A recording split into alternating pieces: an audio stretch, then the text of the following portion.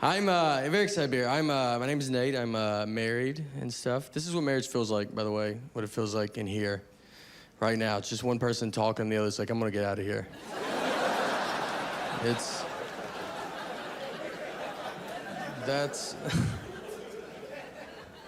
I'm from Nashville, and me and my wife, we were in Nashville last summer, and we went out on the lake with some of our friends, and we were like floating around in the water, and there was a guy in a boat like right next to us, and my wife was like, oh, that's my ex-boyfriend in that boat. Now, I didn't know who he was, so she didn't have to say that at all, you know? She was just basically like, you having fun? Because I like to put a stop to that. And make you stare at this guy the rest of the day. So I'm like staring at him, and then I look at my wife, and she's staring at him, and I feel like she's staring at him to see what her life would be like if she didn't marry me. So I started staring at him because I was like, I'm gonna see what my life would be like if I didn't marry her, you know? And we were putting so much pressure on this guy, and we stared at him for a while. He did nothing exciting at all. And, you know, we looked back at each other and just realized, you know what, we don't have a boat. That's the only difference.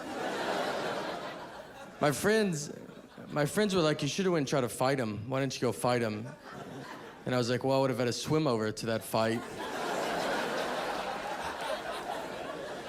So I don't know how intimidating that is for a guy to see a head in a life jacket floating his way. And then I gotta get in the boat, you know? Like, have you ever tried to climb into a boat from water?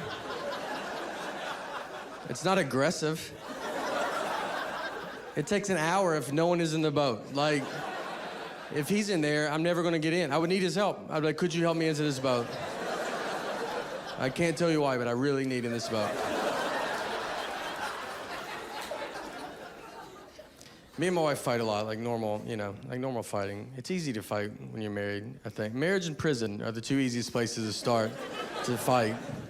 Everybody's really tense and on edge, you know, no one remembers why they got there. My wife will get mad like when I hang out with my buddies. She's always like, oh, you always have so much fun with your friends. You always laugh with them a lot. You know, you never laugh that much with me. It's like, yeah, I hang out with professional comedians.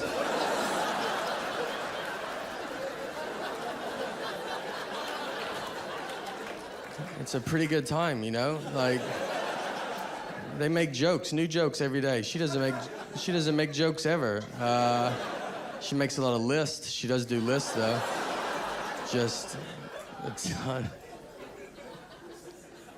She's in charge. She runs everything because she knows everything. Like, I don't know any stuff. Like, I don't know how much money we have. Like, could not even ballpark it. I don't even know where it's at. And I don't even know how to get it if I had to get it.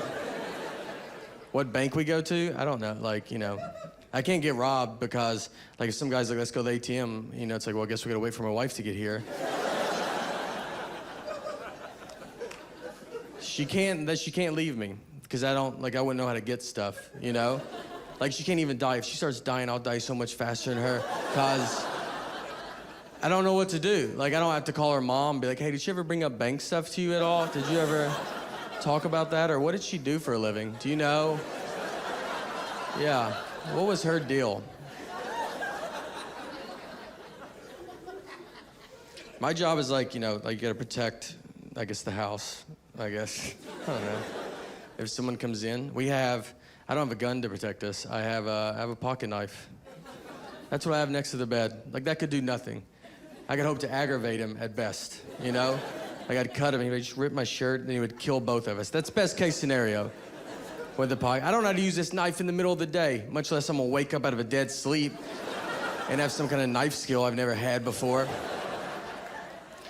So what we do is we sleep strategically in our bed to, like, prepare for an attack.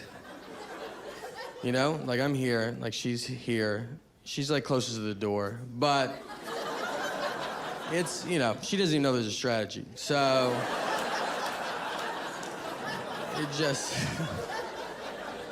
so the plan is like, the guy's gonna come in, right? And she's gonna lunge at him.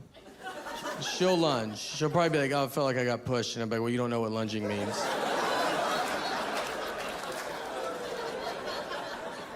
She'll lunge. She'll put up a good fight, all right? At least a good enough fight that I can be practicing with my knife on my side. just a little, ready for him. That's when... We have a daughter now, and so it's getting, 2-year-old daughter. It's getting pretty serious between me and my wife now, and I don't know. I was living in New York when my daughter was to be born. She was not born here, though. We flew home. She was born in Tennessee. I didn't want her to be born in New York, I don't need her growing up thinking she's better than me. Yeah.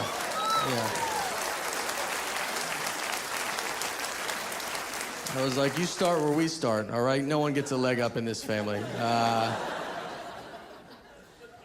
It was wild. I remember on the way to the hospital, I was telling my wife, I was like, look, I don't want to see anything, all right? It's gonna be gross. I wished it was the 50s when they didn't even let men in the hospital, but it's not. Now doctors are like, do you wanna deliver the baby? Why don't you do most of it? They just pull the baby out and they're like, here, cut the umbilical cord. They just tell you to do it real fast. I didn't take a class. They just act like I'm the guy that cuts umbilical cords at the hospital. I almost cut the wrong part, I don't know what it is. And they're like, that's not right. I was like, well, why don't you do it? You did go to doctor school for this. Why am I doing minor surgery right now? I mean, is it cheaper? If it's not cheaper, I don't want to do it, all right? And then they just hand you your baby, and they're like, all right, I'll see it. Doctors are so unimpressed with birth. And they're like, good luck. And then I remember the first question I asked, I was like, how much do you feed it? It sounded like I was buying a hamster at a pet store, where do they figure it out on their own? Or the big message they tell you, they're like, all right, whatever you do, let's just try not to shake this baby. That's the number one goal. And they tell it to you almost like, obviously, you're gonna wanna shake the baby. But it would be just so awesome if you just did not shake this baby. And then I watched a video of a guy, and he was like, here's what I do when I feel like I wanna shake my baby. He was like, I take walks, I walk about 70 miles a day. I walk a lot. I've barely seen this baby. And then I signed a certificate I was in kindergarten that said, all right, I'm not gonna shake the baby. They quit asking me. I didn't even think of it till you guys brought it up. I've never heard the word shake so much in my entire life. That's all we talked about for 3 days. And the first night we got her home, I remember she was crying for 6 hours, and you're delirious and confused. And I was with my wife, and I was like, wait, are we supposed to shake this baby?